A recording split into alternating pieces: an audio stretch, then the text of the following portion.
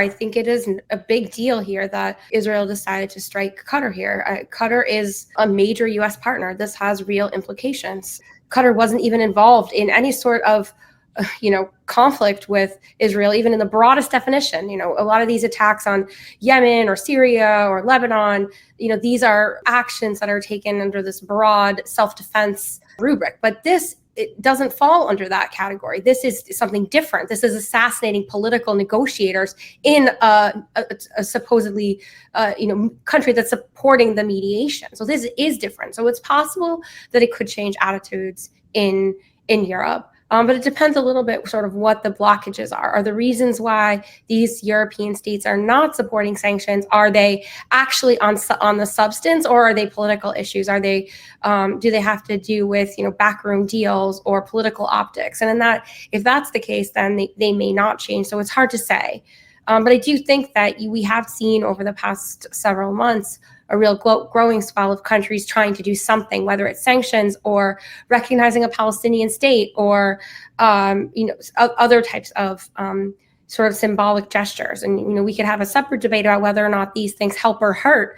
But I do think it's a reflection of the international community sort of trying to struggle with what is the best way to respond to this. And I think the important point to make here is that the United States has a lot more leverage and a lot more tools on this issue than any other country that we're talking about. It is U.S. weapons that Israel depends on. It is U.S. diplomatic support that Israel depends on. So if the United States decided to take a stronger stance to stop what we're seeing in the region, both in Gaza and elsewhere, we might see a bigger impact than even the collective move by the European Union. And I'm sorry, as we're talking here, we have some additional information that's coming out here.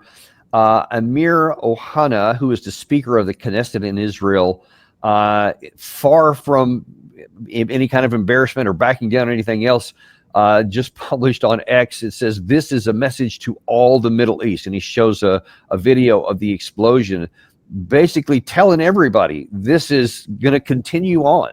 And it's kind of an in-your-face reaction here. Meanwhile, the GCC, the Gulf Coalition Coordination, Gulf Cooperation Council, has expressed complete support for Qatar and condemnation of Israel on there. So you just got to look and see how this is going to unfold even in the coming hours. Is probably going to be very telling here. But I mean, Israel could be setting up a you're with us or you're against this kind of an issue, and may push people over the fence to say, hey, then we're against you, because I mean, Turkey already is. And let me ask your opinion. What do you think? Let's look at some of the regions there. What about Jordan and Egypt in particular? Because they would seem to be coming under the most maybe domestic pressure to do something different.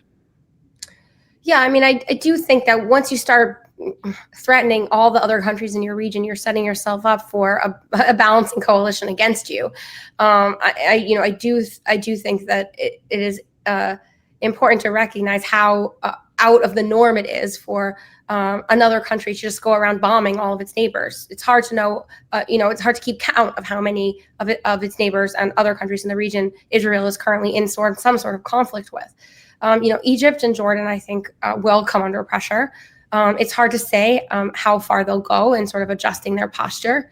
And I think that will be a significant point to watch. I think looking at how Egypt views its relationship with Israel will be especially important, given that they do have a longstanding peace agreement between the two, although relations are sometimes tense. And so watching how that relationship evolves over the next couple of days, I think will be important.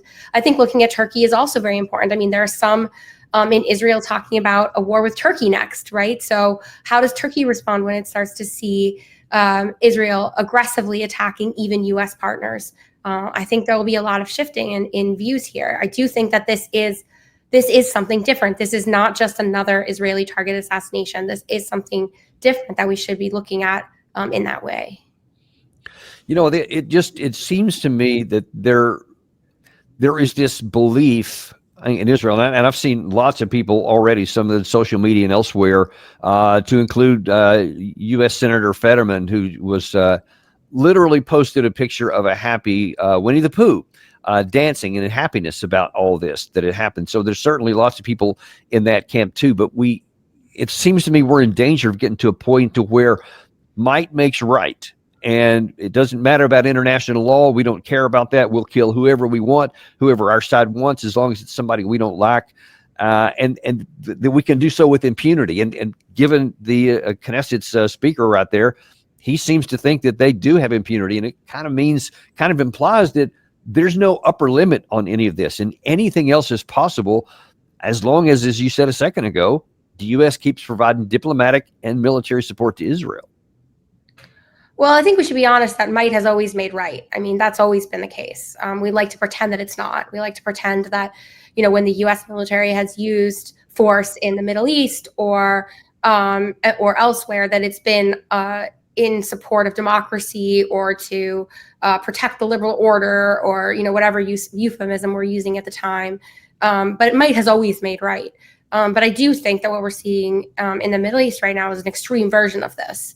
Where one country is acting with impunity against all of its neighbors, and it's a really sharp contrast with how the United States talks about countries like Russia and China when they use military force in their neighborhoods. This is seen as a violation of international law and a violation of norms like the territorial integrity norm, and that doesn't seem to apply here. It's a real contradiction, and this is something that I think countries across the global South have picked up on and are aware of. And it's one of the reasons why the U.S. is sort of losing some of the authority and influence that it used to have in those regions, and why we saw last week, which we talked about on this show, a lot of countries sort of flocking to the message that Xi Jinping was offering of global governance. And you can poke lots of holes in it, but it certainly sounds a lot more peaceful and a lot more stable than what we see under U.S. leadership in the Middle East. By the way, I have a little bit more breaking news here. This is now Al Jazeera is reporting that Qatar officials say that Hamas leadership has survived the Israeli leadership assassination. Senior Hamas member Sohail al-Hindi tells Al Jazeera that the group's leadership survived the attack, which another source said happened as the negotiating team was discussing a ceasefire proposal put forward by the United States. We'll see how that's going to happen too. Israel said they were very confident that they were killed, but now Hamas is saying it's not. I guess time will tell how that turns out. But, I mean, the fact that they specifically said, while we're in the process of negotiating about the American ceasefire, it just kind of underscores what you already said a bit ago earlier, that this can't help but have negative ramifications for U.S. diplomacy writ large. And this kind of thing is really hard to recover from, especially when there's no effort or no apparent interest in correcting this situation or recognizing that it's wrong. And you mentioned it, the burst, but let's look a little bit more at it right now. We're in negotiations with Russia right now. Trump is, to try and find some kind of either resolution or a 30-day ceasefire, et cetera, some kind of end to this war, which Trump keeps saying, I think we're going to get this done. He's supposed to meet with Putin, I guess, on the phone sometime this week. He's supposed to meet with European leaders. Where is the probability that Russia is going to feel like that they can engage with a good faith actor in the United States to get this war over? Well, I think that space is sort of rapidly diminishing. I think there was a lot of hope on the Russian side initially when Trump came in that they could, sit down at the negotiating table, that there could be an end to the war. Not immediately. I'm not suggesting that Putin was ready to settle or even that he's ready to settle now, but he is, I think, ready to bargain in a serious process where they can hash out the specific terms of the agreement or some kind of settlement. And that's not something necessary that Trump and Putin would do directly. That's something that would happen largely at the working level. But I don't think there's any kind of faith right now that that kind of process can be sustained. Or that Trump would necessarily stick with the deal once they agreed to it. He seems to change his mind and his approach to Ukraine as well as other regions, sort of daily almost. And that is disconcerting for any country that's looking to strike a deal with the United States. How do you know that the deal that you strike today will be valid tomorrow? How do you know that a commitment to negotiate today won't be blown up by a missile the next day? So I do think that it raises a lot of questions for the Russian side on how worth it is to engage seriously in negotiations rather than just sort of push on the battlefield until the battlefield decides what the outcome is. Yeah, that does seem to be the most likely outcome at this point. Before I let you go, I want to pull the lens back out a little bit further, maybe like to the 30,000 foot level. And how do you think this fits in with the already deteriorating situation with Western leadership and the rules-based order and all that international law that we used to tout all the time? You said might has always made right. At least there has been the attempt, or at least the image that we want to say, no, there is a rules-based order and all this kind of stuff nominally. Now it looks like we're just taking off the nominal part here and it's just hardcore power politics. And what impact is that going to have when you look at where the global center of balance of power may be shifting to the east with BRICS or the SCO? We just saw, already we've got these punitive tariffs on India, which instead of in any way trying to draw them into our world where it seems we're shoving them in the other, this seems like it's kind of piling on top of that, which all the other countries, whether it's the global south or other countries in Asia, it seems like we're giving people more reason to fear us in a bad way, not in a respectful way, and to maybe think that there's more stability and safety in another pole. What do you think? Yeah, I mean, like, my statement that might has always made right, I think the rules-based order is a little bit of a fiction. It's always sort of been rules-based order for everyone else, but not for the United States. The United States can act and violate those rules when it wants to, and it doesn't, but the trend has been that it didn't always violate them, right? Like it observed them most of the time and would pick and choose its spaces. But that now I think we see sort of a total disregard for the rules-based order, total disregard for international law. The U.S. does what it wants, when it wants, and where it wants, and are proud of it, right? We saw that with the Venezuela strike. We saw that with statements that Hegseth and Vice President Vance have made about the Venezuela strike. And we see it here in the Middle East, not necessarily the U.S. acting with impunity, but the U.S. empowering its partner Israel to act with impunity. I'm not a big fan of the rules-based order. I thought it was always a fiction. I don't necessarily think that it has had the stabilizing effect that a lot of people do. But it is useful to have, some set of agreed upon norms by which everyone sort of loosely operates. And the U.S. has sort of destroyed any pretense that it is operating by those rules at this point. The United States likes to call Russia and China revisionist actors, but really the most revisionist actor that we've seen over the past 8 months has been the United States. It's not a value judgment, that's just sort of a fact. And so I think that for countries looking for a little bit more stability or a little bit more order, China has offered a potentially reasonable model. They're not looking to be a global hegemon in the way the U.S. has, underwriting the global economy or underwriting the security of 50 nations or however many countries now have U.S. security guarantees. But they are looking to provide some set of basic guidelines by which states would behave, a set of operating principles that would guide how states interact with each other, and that's appealing. And I think we saw that last week. I think in a world that seems chaotic, this multipolar world vision that Xi Jinping has offered is appealing to a lot of states, and these types of actions only reinforce that. So I do think that poses not necessarily a threat to the United States, but it is a change in the balance of power that we're seeing, and is partly driven by U.S. actions. And do you see any prospect anywhere, even on the distant horizon, to where anyone, whether that's in Europe or even other poles of power in the United States, could maybe say, all right, this is over the line, this is too far, we have to push back on this and bring the pendulum back in the other direction?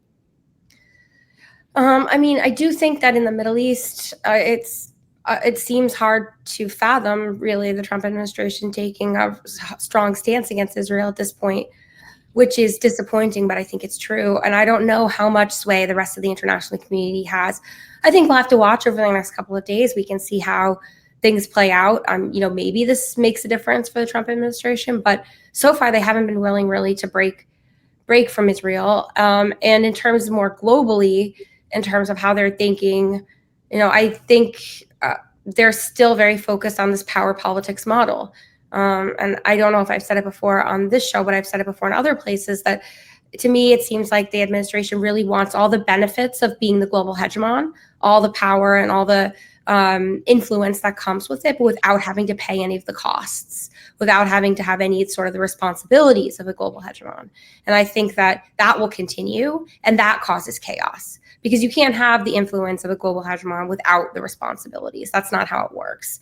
And so I think we see U.S. policy sort of ricocheting and having all these unintended consequences because there's this like fundamental disconnect in the strategy that the administration is using.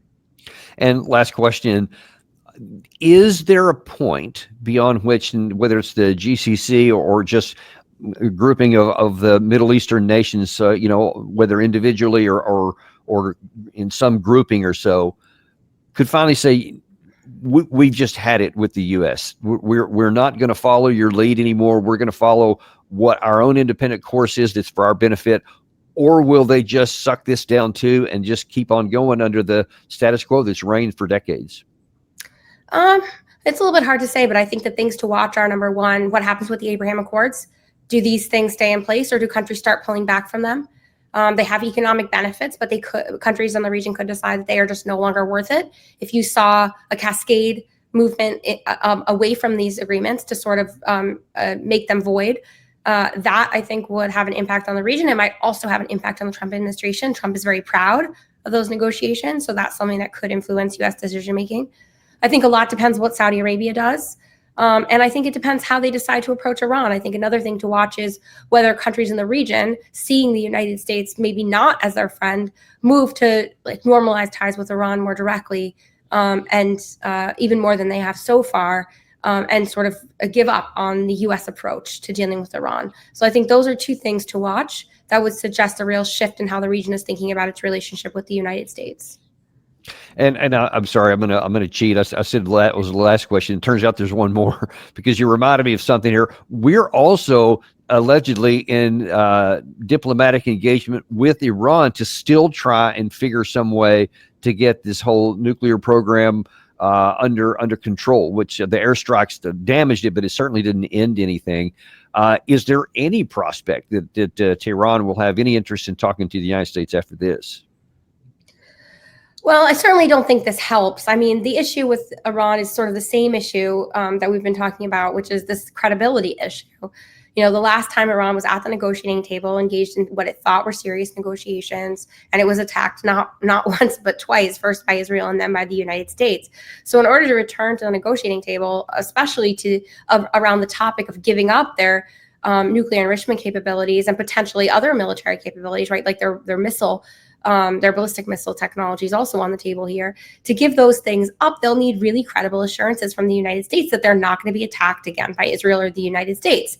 And giving those types of assurances was difficult before. It's going to be even more difficult now that this has happened. So I think that this, may not be a decisive factor that breaks progress back to the negotiating table, but it certainly doesn't help. So absent any kind of a deal from Iran, is there still the prospect of more conflict between the United States and Iran? Well, there's definitely prospect of more conflict between Israel and Iran. I mean, I think, Trita Parsi at Quincy has wrote about this, that, another Israel-Iran conflict is probably looming in the near future. It's hard to imagine that the U.S. doesn't get involved in some way. Now, it will have to look different than last time.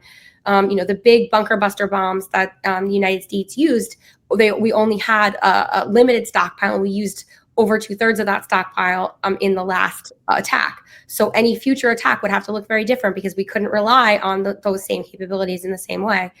So the U.S. role would have to be different. But if Israel and Iran got into another war, you have to assume the U.S. would at least be involved in supporting Israel's defense. So I don't think it's out of the question, as much as I hope that it doesn't come to that. Well, yeah, we just have to wait and see. But I guess we'll get our first clues about what happens with the statements coming out of the White House here in just about 20 minutes from now. We'll be watching that, and then watching the Abraham Accords. If anything happens to that, that'll give you kind of canaries in the coal mine to be watching out for. Thanks so much for coming on today, Jennifer, and sharing this information with us. And we'll continue to watch and see what happens next. Yep, I'll be watching too. All right. Thanks very much. And appreciate you guys too. And as it turns out, this is not the only thing happening in the world. There are still issues happening with the Russia-Ukraine war and things going on there too. Andrei Martyanov is back on the show today at 2 p.m. Eastern. You don't want to miss that. Tune in and we'll see you then on the Daniel Davis Deep Dive.